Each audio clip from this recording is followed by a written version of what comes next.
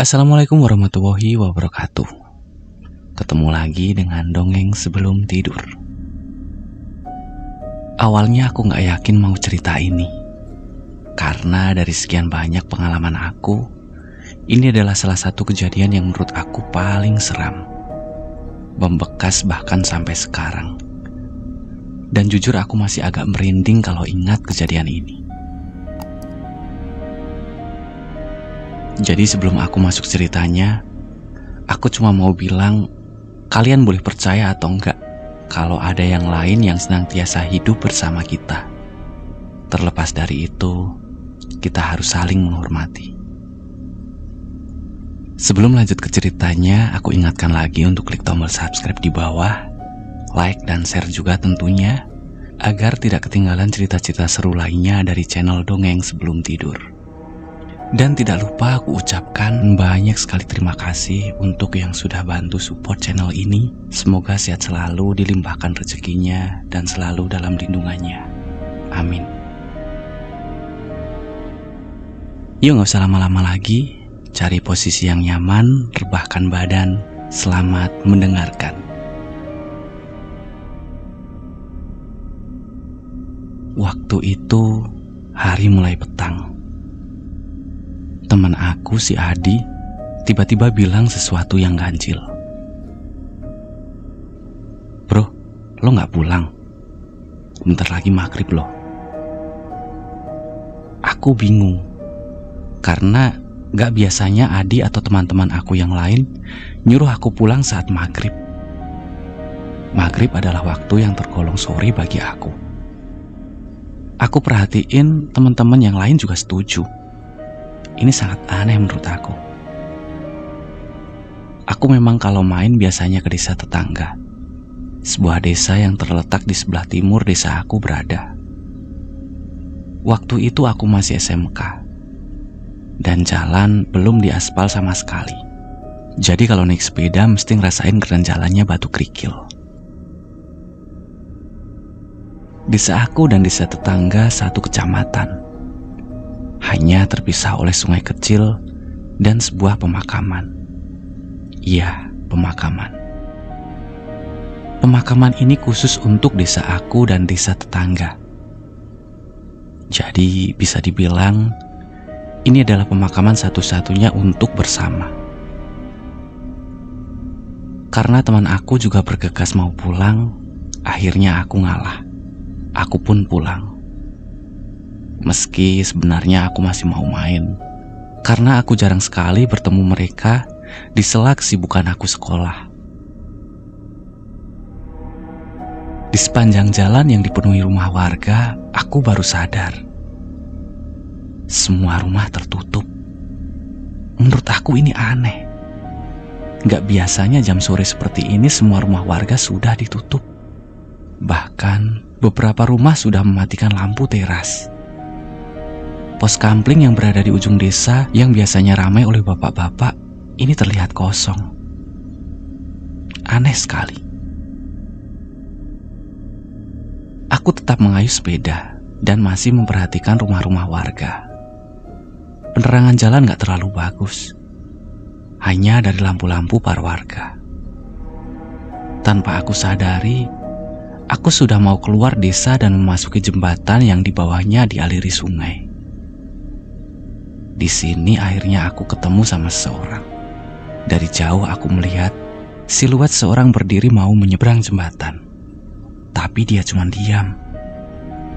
Aku pikir mungkin lagi nungguin aku, karena memang jembatannya sempit dan gak bisa dipakai untuk dua jalur.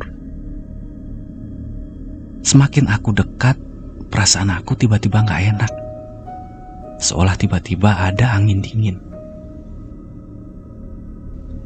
Begitu sudah dekat dengan jembatan, aku dapat melihat dengan jelas siapa yang berdiri di sana.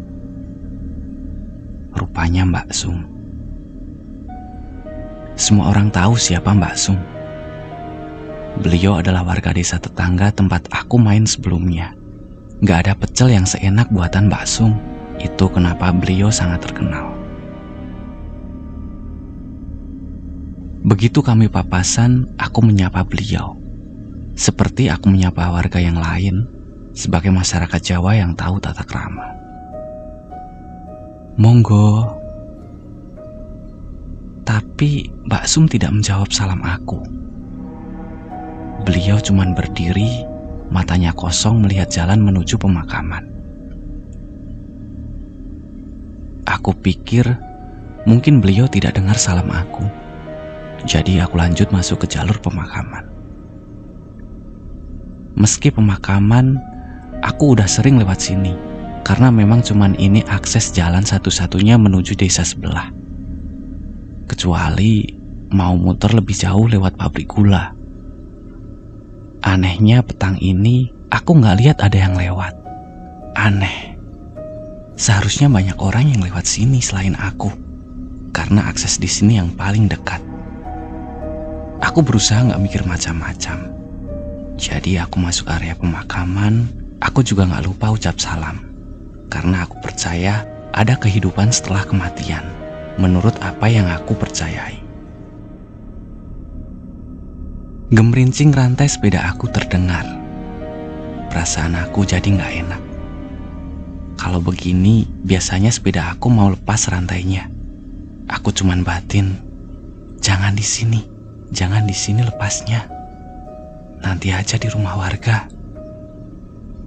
Dan dasar apes, rantai sepedaku lepas beneran.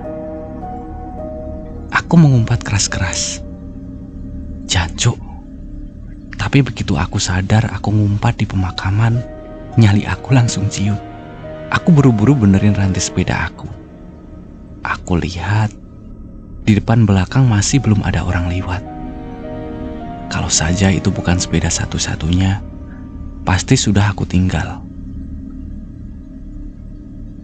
Di sela aku benerin sepeda, aku dengar suara seperti suara burung. Aku lihat di sekeliling, suaranya semakin lama semakin terdengar jelas di sini. Mau gak mau aku akhirnya ngelihat ke area pemakaman. Pemakamannya sendiri terpisah dari jalan utama oleh tembok setinggi dada orang dewasa. Waktu aku berdiri, aku bisa melihat rentetan batu nisan dan pohon kamboja di sampingnya. Tapi ada yang menarik perhatian aku. Seperti di balik salah satu pohon kamboja, ada yang sedang mengintip melihat aku. Aku menyempitkan mata berusaha memperhatikan sebelum seorang menggertak bahu aku. Aku berzingkrak saking kagetnya. Tapi begitu aku tahu siapa yang menggertak aku jadi lega. Ngapain kamu di sini maghrib-maghrib seperti ini? Beliau adalah Pak Iman, juru penjaga makam ini, yang rumahnya tepat di gerbang masuk makam desa aku berada. Rantai saya lepas, Pak.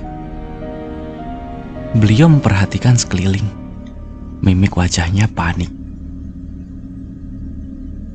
Ya sudah, sini tak bantuin. Beliau membantu membenarkan rantai sepeda aku. Sementara aku melihat di mana aku tertuju tadi. Gak ada apa-apa. Karena yang aku lihat cuman pohon kamboja tanpa ada siapapun di baliknya.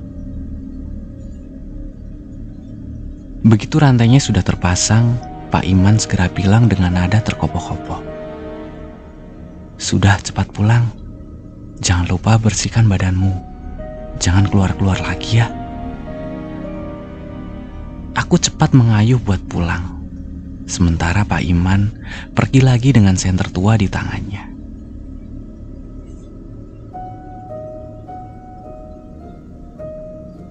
Itu adalah pengalaman paling mengerikan yang pertama kali aku rasakan lewat pemakaman desa. Tapi itu masih awalnya saja. Karena begitu aku tahu apa yang terjadi, aku gak tahu lagi harus ngomong apa. Sebelumnya, kalau kalian tanya di mana tempat kejadiannya, mohon maaf aku gak bisa ngasih tahu. Karena apa yang akan aku ceritakan menyangkut privasi penting sebuah keluarga dan tentu saja keamanan tempat kami tinggal. 1 minggu setelah kejadian itu, aku ketemu sama Adi. di gor yang biasanya digunakan buat olahraga. Aku sama Adi memang beda sekolah. Dan seperti yang aku bilang, aku jarang main ke desa sebelah meski desa kami bertetangga. Adi sendiri teman waktu aku SD. Aku basa-basi ngobrol sambil minum es tebu. Ngobrol ngalor ngidul, tiba-tiba aku keingat kejadian petang itu. Aku ceritakan semuanya. Mulai dari rumah warga sampai kejadian di pemakaman yang menurut aku sangat menyeramkan. Tapi aku lupa detail ceritanya waktu aku ketemu Mbak Sum. Awalnya Adi gak tertarik dengan cerita aku. Dan soal rumah yang sudah dikunci itu adalah hal yang lumrah terjadi. Aku tahu, kayaknya Adi nutupin sesuatu. Aku juga cerita kalau di pemakaman kayak lihat ada orang ngintip aku dari balik pohon kamboja sebelum Pak Iman datang. Adi masih gak tertarik. Sampai akhirnya aku cerita, aku ketemu Mbak Sum di jembatan di atas aliran sungai antar desa. Di saat itu aku tahu, Adi tampak pucat dan lihat aku dengan tatapan ngeri. Adi gak ngomong apapun, kemudian dia pamit karena dia harus balik ke sekolah. Aku gak penasaran sama sekali. Karena emang semua rentetan kejadian gak ada yang perlu dibikin penasaran. Sampai akhirnya ketika aku di rumah, ibu bilang dia gak masak. Aku usul sama ibu beli pecelnya Mbak Sum aja, Mak. Ibu aku cuma lihat aku dengan tatapan bingung. Loh, kamu gak tahu? Kata ibu aku. Tahu apa, Mak? Mbak Sum udah meninggal 1 bulan yang lalu. Innalillahi. Aku cuman batin karena aku baru tahu sekarang. Jujur aja, aku orangnya emang interaksi sosialnya kurang. Jadi jangankan tetangga desa, tetangga sendiri aku kadang lupa namanya. Aku masih gak percaya dengan apa yang baru aku dengar. Sampai aku baru ingat kejadian aku ketemu Mbak Sum bukannya seminggu yang lalu. Aku kaget. Aku tanya pada ibu, apa gak salah soal kapan meninggalnya Mbak Sum? Beliau cuma bilang gak salah karena ibu ngelayat ke sana. Tapi ibu ngerasa ada yang aneh waktu pemakaman. Aku tanya apa, tapi ibu gak mau kasih tahu. Katanya Pak Mali membicarakan kematian seorang dan gak pantas aja seperti itu diceritakan. Aku mendesak ibu buat cerita karena sumpah aku penasaran. Sekaligus aku mau mastiin lagi. Ibu tetap kekeh gak mau cerita. Ibu cuman bilang gak ada yang diizinin buat melihat jasad Mbak Sum yang mau dikebumikan. Tanya aja bapakmu, dia kan ikut nguburin. Aku baru ingat, bapak biasanya bantuin tiap ada pemakaman. Jadi akhirnya aku menunggu bapak pulang kerja. Begitu bapak pulang kerja, aku langsung tanya perihal pemakaman Mbak Sum. Bapak cuma melihat aku dengan tatapan selidik. Beliau cuma berucap, "Hus, gak pantas ngomongin orang yang sudah meninggal." Aku gak dapat info apapun akhirnya dari bapak. Kemudian aku kepikiran soal Adi. Aku belai-belain nyari Adi di rumahnya. Dan akhirnya kita ketemu di lapangan. Dia lagi bermain bola sama yang lainnya. Aku pun ikut bermain bola. Setelah bermain bola, aku tanya soal itu. Adi dan yang lainnya cuma diam-diaman. Gak ada satupun dari mereka yang mau cerita. Akhirnya aku pulang. Aku coba hitung lagi kapan tanggal kematian Mbak Sum. Dengan kejadian aku ketemu beliau di jembatan samping pemakaman. Aku masih gak habis pikir kalau Mbak Sum sudah gak ada 1 bulan yang lalu. Terus yang aku temuin waktu itu siapa? Waktu berjalan cepat dan aku ketemu Adi lagi. Dia lagi sama temen sekolahnya ngopi di warung dekat alun-alun. Di sini aku ngabisin banyak waktu buat ngobrol sama dia. Sampai akhirnya dia nyeletuk. Kamu masih penasaran kenapa aku gak mau ngomongin soal Mbak Sum? Otomatis aku kaget. Udah lama aku gak tertarik lagi sama hal itu. Dan udah ngeyakinin mungkin aku salah lihat waktu itu. Tapi pertanyaan Adi terlalu menggiurkan untuk ditolak. Jadi aku bilang, iya, aku masih tertarik. Adi ngelihat sekeliling seperti mau bicarain rahasia negara. Kemudian dia ngeliatin aku sambil setengah berbisik. Mbak Sum jadi pocong, bro. Astagfirullah, lu jangan ngaco, Di. Ucap aku gak percaya. Adi nyanggah ucapan aku dan bilang kalau 40 hari setelah kematian Mbak Sum, di desanya diteror oleh pocong yang menyerupai wujud Mbak Sum. Di sini aku cuma diam, mendengarkan Adi menceritakan semua informasi dan pengalaman-pengalaman semua warga kampung yang melihat dengan matanya sendiri. Adi masih terlihat takut. Terdengar dari suaranya yang rada pelan, seolah-olah apa yang dia ceritakan ini bakal ngejar dia kalau dia cerita ke seseorang. Dan aku semakin penasaran. Singkatnya, Adi cerita sebelum Mbak Sum meninggal, beliau sempat sakit keras. Nah, di sini Adi juga nggak tahu, karena nggak ikut jenguk. Yang jenguk hanya ibu-ibu atau tetangga sekitar. Masalahnya, rumor yang Adi dengar, sakit Mbak Sum itu nggak umum, alias ganjil. Kalau dia dengar dari ayah dan ibunya sendiri, di mana Adi curi dengar waktu mereka ngobrol, kalau Mbak Sum dikirimi santet. Tapi orang tua Adi sendiri gak mau ambil spekulasi jauh. Yang jelas, waktu lihat muka ibunya cerita, wajahnya antara ngeri dan shock. Anak-anak tetangga juga ramai pada ngomongin Mbak Sum. Mereka penasaran apa yang menimpa beliau. Tapi waktu itu udah gak boleh ada yang jenguk lagi. Rumahnya kayak sengaja ditutup dan gak terima tamu. Cerita yang paling jelas Adi tahu dari kondisi Mbak Sum datang dari Bumi, tetangga Mbak Sum sendiri yang kebetulan punya warung. Waktu Adi lagi nongkrong, kebetulan Bumi lagi cerita dengan tetangga yang lain. Di sini Adi dengar jelas Bumi bilang kalau wajahnya Mbak Sum aneh. Seluruh wajahnya menghitam dan kondisi matanya melotot. Gak cuman itu, bagian tubuhnya yang lain juga gak kalah hitam. Ada luka semacam melepuh dan juga dipenuhi nanah. Mbak Sum cuman meraung menahan sakit. Semua orang yang melihat katanya gak bisa ngomong apa-apa. Kayak semacam shock melihat ada hal seperti ini. Keluarga Mbak Sum sendiri juga gak bisa berbuat apa-apa. Kabarnya mereka sudah sempat memanggil orang pintar.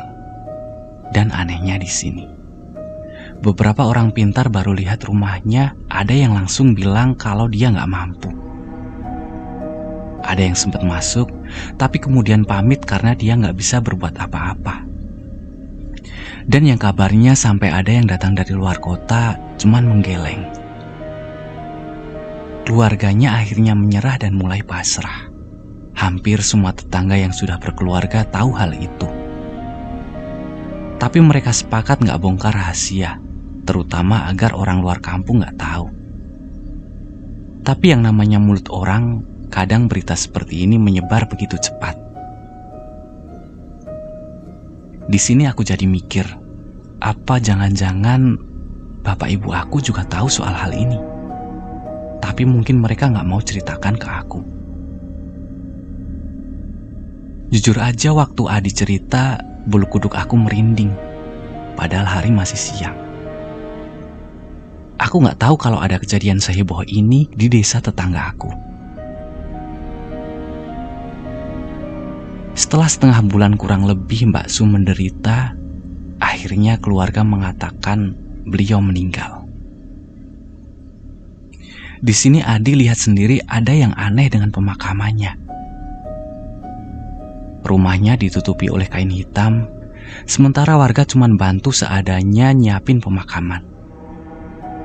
Adi sendiri cuma bantuin motongin bambu.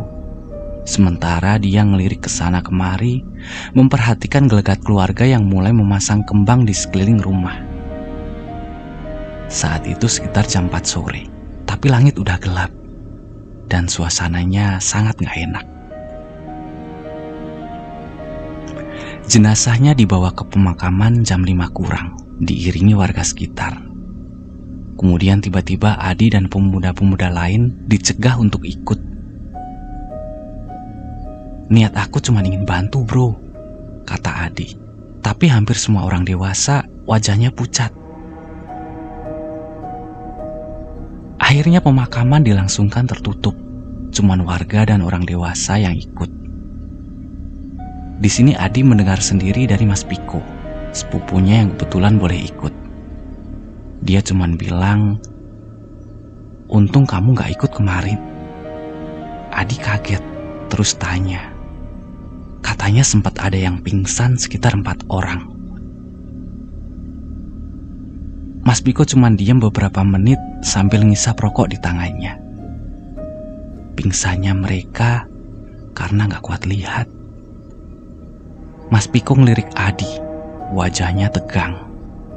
Sudah, gak pantas ini diceritakan. Tapi Adi tahu mereka pingsan waktu melihat jenazah Mbak Sum. Mulai dari sini semuanya dimulai. Aku bakal ceritain dari sudut Adi bercerita. Waktu dia dengar dari semua tetangganya, karena terornya sendiri cuman ada di kampungnya Adi. Bu Mi adalah pemilik warung sekaligus tetangga dari Mbak Sum. Rumahnya sendiri hanya berjarak oleh gang kecil. Sedangkan warungnya tepat di seberang jalan di samping lapangan voli. Setelah acara tahlilan yang dilaksanakan sehabis Isya, Mbak Sum membuka warungnya. Beliau biasanya menyajikan kopi untuk tetangga atau orang sekedar ingin cari angin. Tapi suasana malam itu lain sekali. Gak pernah Bumi merasa kondisi desanya sesepi ini. Dia cuma duduk sambil melihat jalanan yang kosong. Kemudian firasatnya tiba-tiba gak enak. Bumi merasa malam ini dia tidak seharusnya buka. Benar saja. Setelah beberapa saat merasakan hati dan pikirannya tegang, sekarang dia mencium aroma kembang kamboja. Kembang kamboja sendiri baunya tipis, nyaris tak berbau. Tapi kali ini baunya tercium sangat menyengat. Dilihatnya kesana kemari mencari dari mana asal bau ini muncul. Jalanan masih sepi. Sementara angin dingin malam berhembus, masih jam 8:30. Tapi suasananya nyaris seperti jam 12 malam. Sampai akhirnya Bumi mendengar suara seorang memanggil. Suaranya merintih. "Mbok, Mbok." Bumi tahu pemilik suara ini. Beliau juga tahu di mana suara ini terdengar. Tapi hati dan pikirannya mencoba menolak. Sementara suara memanggil itu terus terdengar. "Mbok, ini aku, Mbok." Setelah perang batin, Bumi akhirnya berbalik. Dilihatnya sosok yang memanggilnya berdiri di depan pintu warung. Seketika itu, Bumi cuma bisa berucap istighfar sambil menutup matanya rapat-rapat. Karena apa yang dia lihat, itu Mbak Sum. Tapi dengan wujud pocong. Samar-samar Bumi masih mendengar sosok yang menyerupai Mbak Sum itu berbicara. "Mbok, tolong Mbok." Bumi masih menutup mata sambil mulutnya memacatkan ayat-ayat. Suaranya tidak mau hilang. Suaranya terus meminta tolong. Dengan keberanian yang tersisa, Bumi melihat Mbak Sum yang masih berdiri. "Sudah Tona, sudah. Dirimu sudah berbeda alam. Kembali ya nak, kembali." Tapi seperti tidak mengindahkan permintaan Bumi. sosok itu masih berdiri di tempatnya. Tolong, Bob. Bumi tidak tahu apa yang harus dia lakukan. Sampai akhirnya, Bumi mungkin mengingat kenapa Mbak Sum menemuinya. Mohon maaf ya nak, bila aku punya salah. Maaf sebesar-besarnya. Mulai sekarang aku juga memaafkanmu. Kembali ya ke tempatmu. Tepat setelah Bumi mengatakan itu, pocong Mbak Sum pergi.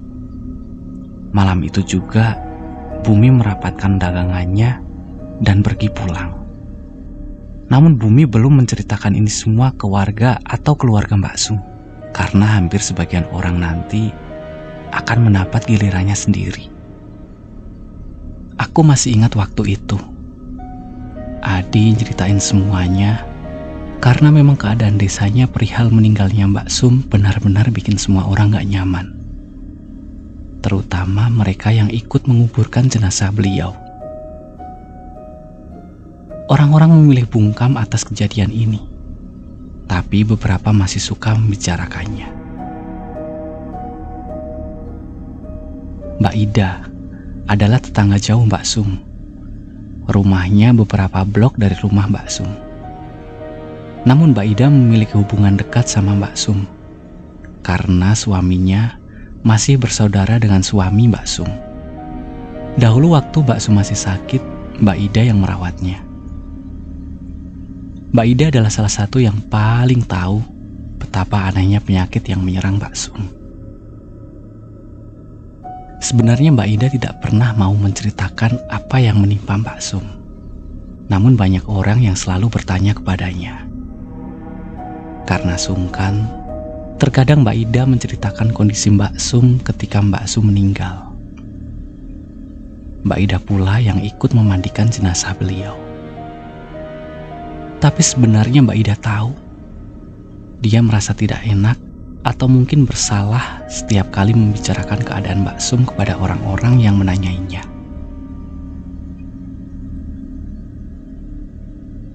Saat itu malam hari dan hujan baru turun. Mbak Ida ada di rumah menghabiskan waktu untuk menonton TV. Suaminya Mas Eko saat itu dapat tugas shift sore di sebuah pabrik kertas. Lokasi rumahnya sendiri berada di samping kebun pisang, cukup jauh dari rumah tetangga. Sekitar jam 11 malam, Mbak Ida masih menonton TV. Belum ada keinginan untuk tidur. Sementara hujan masih turun meski hanya sekedar rintik-rintik. Sampai suara ketukan pintu mengalihkan perhatiannya. Awalnya Mbak Ida ragu, mungkin dia salah dengar. Tapi suara itu kembali lagi. Mbak Ida bangkit dari tempatnya dan berjalan menuju ruang tamu. Tidak pernah terpikir akan ada tamu malam-malam begini. Jadi Mbak Ida hanya mengintip dari jendela kaca yang hanya ditutup selambu. Ketika ia mengintip siapa yang mengetuk pintu, ternyata tidak ada siapapun yang bertamu. Karena tidak ada siapa-siapa, akhirnya Mbak Ida kembali menonton TV. Baru saja ia duduk, pintu kembali diketuk. Lebih keras dari sebelumnya. Mbak Ida kembali menuju pintu rumahnya. Sekali lagi ia mengintip dari jendela rumah, dan masih tidak ada siapapun. Hal ini terjadi sampai ketiga kalinya. Karena kesal, Mbak Ida menunggu suara ketukan itu di ruang tamu. Dan benar saja, suara ketukan itu kembali terdengar. Karena ingin segera menangkap siapa yang sudah bersikap iseng sama dia, tanpa mengintip jendela, Mbak Ida membuka pintu. Tepat ketika pintu dibuka, Mbak Ida hanya bisa mematung melihat sosok berdiri dengan kain kafan kotor melotot ke arahnya. Kata Adi, saat Mbak Ida cerita, beliau mencium bau amis, seperti bangkai ayam. Besoknya Mas Eko menemukan Mbak Ida pingsan di ruang tamu dengan pintu terbuka lebar. Mas Eko yang panik segera membangunkan Mbak Ida. Dan kabar tentang pocong Mbak Sum segera menyebar. Ditambah pengakuan Bumi kalau beliau juga melihat tempo hari. Bumi menceritakan kejadian itu, hanya saja ia mencium bau kamboja. Sedangkan Mbak Ida mencium aroma bangkai ayam. Kejadian ini hampir membuat satu desa heboh. Pak RT sampai akhirnya bicara dengan keluarga almarhumah. Dan akhirnya sepakat untuk memanggil orang pintar. Saat itulah orang yang dimintai tolong menjelaskan bila Mbak Sum meninggal tidak wajar dan biasanya diikuti dengan penasaran. Untuk alasan kenapa Bumi dan Mbak Ida didatangi oleh beliau, karena membicarakan hal yang seharusnya tidak dibicarakan. Saat dimintai jalan keluar, orang pintar itu hanya bilang, "Tunggu sampai 40 hari, maka ia akan pergi dengan sendirinya." Untuk yang tahu keadaan beliau sebelum meninggal, lebih baik diam saja. Tidak perlu diumbar atau diceritakan. Orang itu juga memberi nasihat untuk tidak keluar rumah setelah hari petang.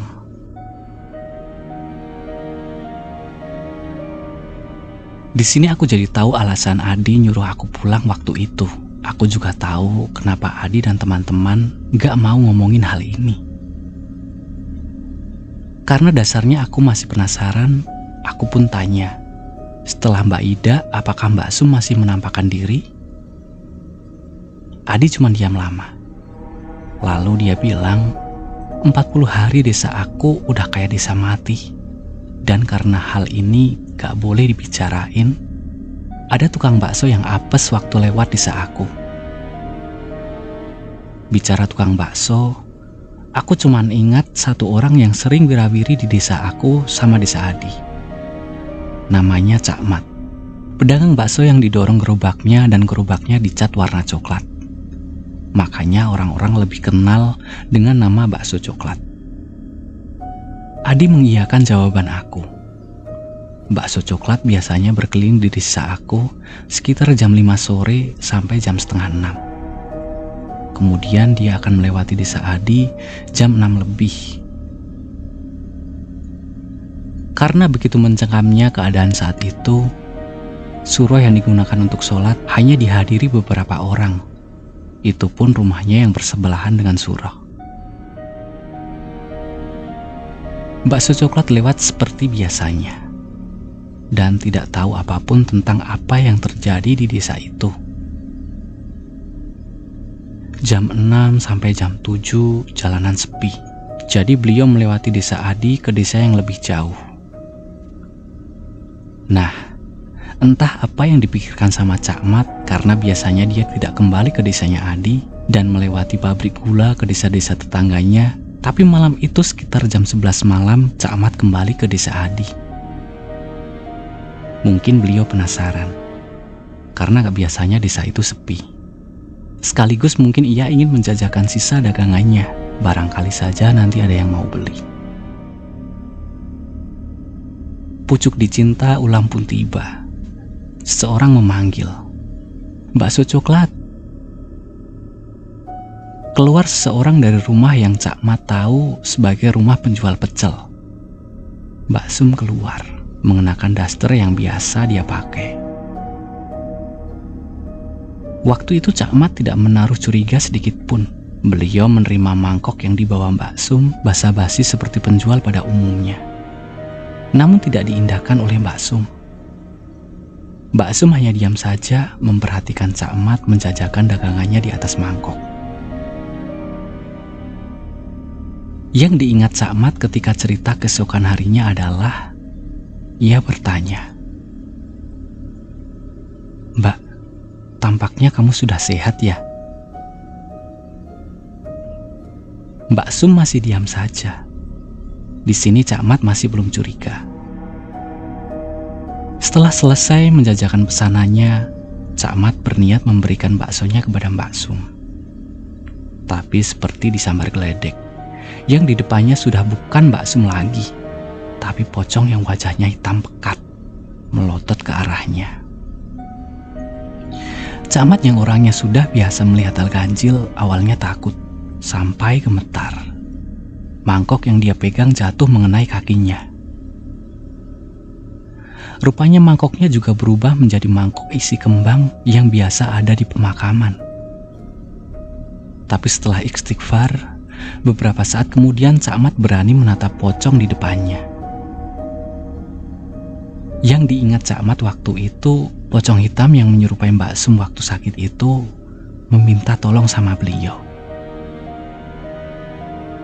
Jadi Camat tahu kalau Mbak Sum sakit keras dan sempat menjenguk. Tapi beliau tidak tahu kalau Mbak Sum sudah meninggal setelah beberapa hari karena Camat pulang ke kampungnya. Dan malam ini adalah malam pertama dia berjualan lagi. "Mat, tolong Mat," pinta Mbak Sum dengan nada suara yang seperti menderita. Camat yang takut bercampur prihatin hanya menatap pocong Mbak Sum. Dengan keberanian yang dipaksakan, Camat bertanya, "Ada apa toh, Sum? Minta tolong apa?"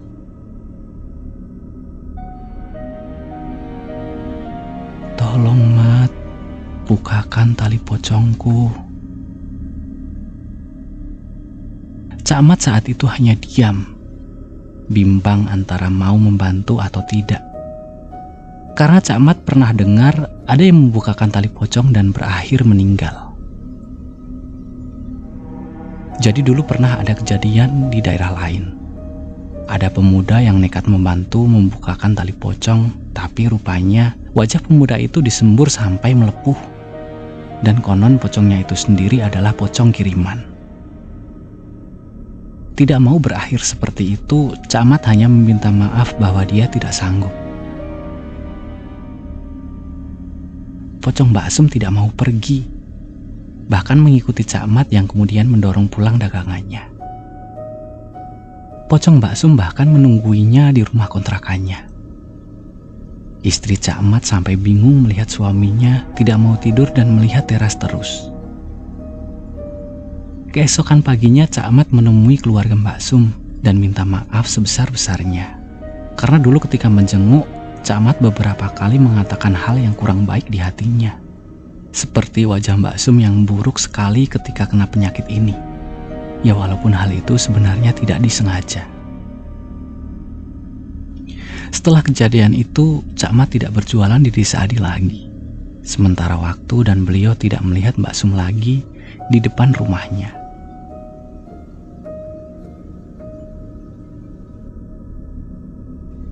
Cerita yang terakhir ini Adi dengar dari Mas Supri tetangganya. Sekaligus dia pengantin baru. Mas Supri ini dulunya sempat merantau keluar Jawa. Beliau kembali ke Pulau Jawa setelah menikah dan menempati rumah orang tuanya. Waktu cerita tentang pocong Mbak Sum sedang heboh-hebohnya, Mas Supri yang selalu bilang untuk tidak percaya hal begituan.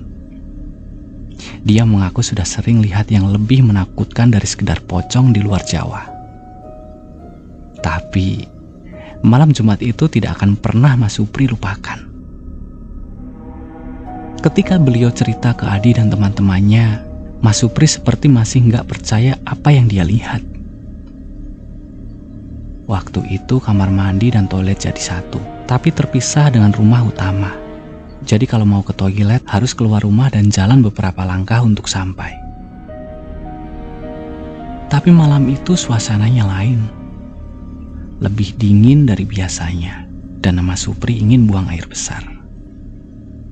Dia keluar rumah lewat pintu belakang, berjalan sebentar, lalu sampailah di toilet. Sesudah lepas celana, Mas Supri nyalain rokok di dalam toilet. Sampai akhirnya dia ngerasa perasaannya mendadak tidak enak, semacam gak tenang diikuti suara ayam. Mas Supri masih gak mikir macem-macem, tapi lama-kelamaan semakin berisik ayamnya. Belum selesai suara ayam, bau anyir langsung tercium.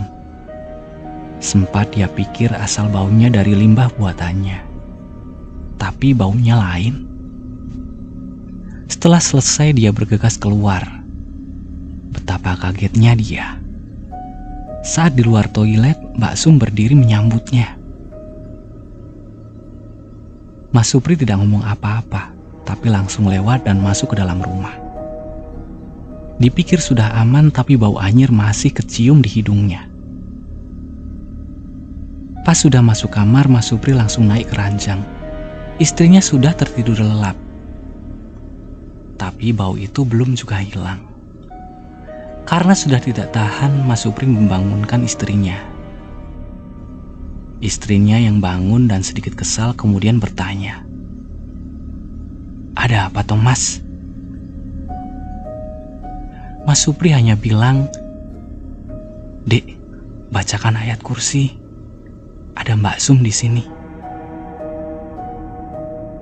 Mendengar itu istrinya awalnya kaget, tapi segera mulutnya membacakan ayat kursi. Setelah bau hilang, istrinya cuma bilang, "Tadi Mas lihat ada Mbak Sum toh?" Mas Supri cuma nunjuk sebelah lemari. "Tadi ada Mbak Sum berdiri di sana, Dek." Adi kemudian mengatakan setelah 40 hari itu, semua warga ramai mengadakan pengajian khusus di dekat pemakaman. Dan setelah malam itu, pocong yang menyerupai Mbak Sum sudah tidak pernah menampakkan diri lagi. Tapi Adi masih diam.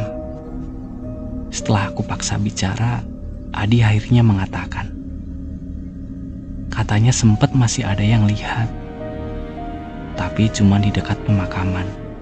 Dan yang lihat itu bukan warga desa, tapi orang umum.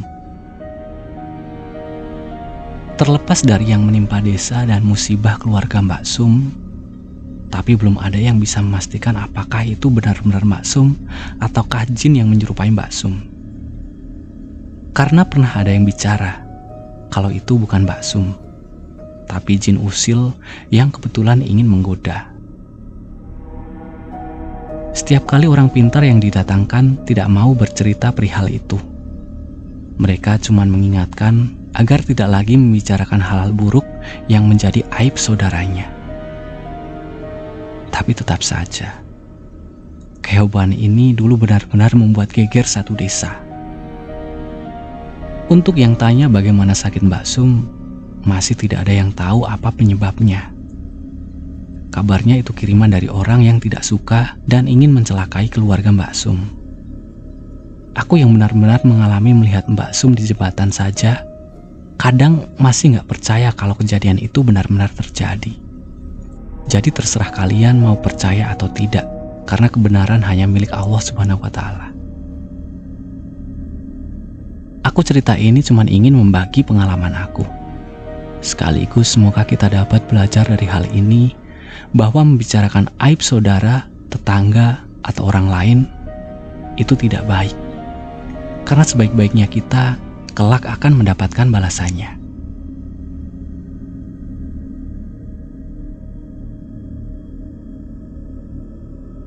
Oke, terima kasih yang sudah mendengarkan cerita ini sampai selesai. Gimana menurut kalian? Ngeri ya ceritanya? Jujur waktu aku baca cerita ini sambil celengak-celinguk dan sesekali merinding. Karena tiap aku rekaman pasti malam dan selepas jam 10. Maklum belum ada studio dan kalau aku rekaman di bawah jam itu, suara-suara lain juga pasti ikut rekam. Jadi agar suaranya jernih, kalian juga enak dengarnya, malam jadi pilihan buat aku rekaman. Jadi aku mohon banget supportnya untuk bantu subscribe channel ini, agar aku semakin bersemangat membacakan cerita-cerita seru buat kalian semuanya.